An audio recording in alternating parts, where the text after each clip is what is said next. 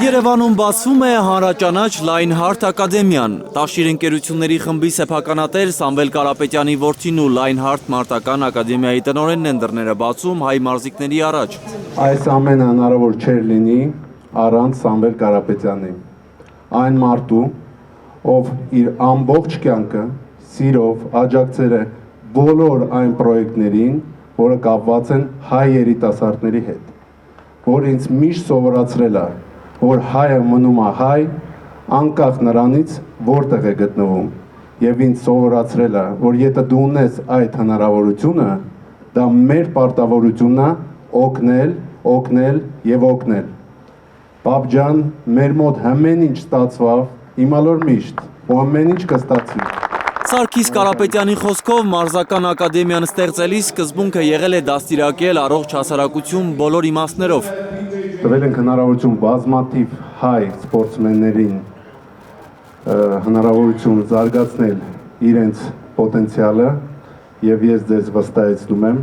որ գլխավոր հաղթանակները դեռ առջևում են։ Ռուսաստանի Դաշնությունում առաջին Lionheart-ը բացելուց հետո ակադեմիան արդեն 1 տասնյակից ավելի հայտնի մարզիկներ է տվել։ Այստեղ կոփվել ու հաղթել են։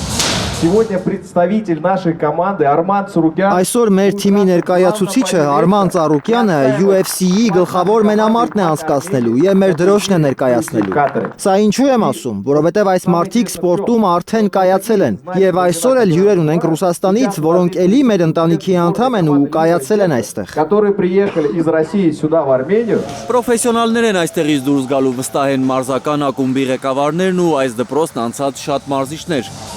Основная возможность, которая открывает Հիմնական հնարավորությունը, որ մարզիկների առջև բացում է այս ակադեմիան, կոլեկտիվ մարզումներն են, ուղղված սպորտային ամենաբարձր նշաձողին։ высшие спортивные достижения. Տարբեր մարզաձևերում, մշամարտում, բռնցքամարտում, կարատեում կարող են հմտանալ այստեղ։ Բոլոր հնարավորություններն ստեղծված են Lionheart-ում։ Սպորտով հետաքրքրվածները անվճար կմարզվեն այստեղ։ Այն երեխաները, որոնք ցույց կտան, թե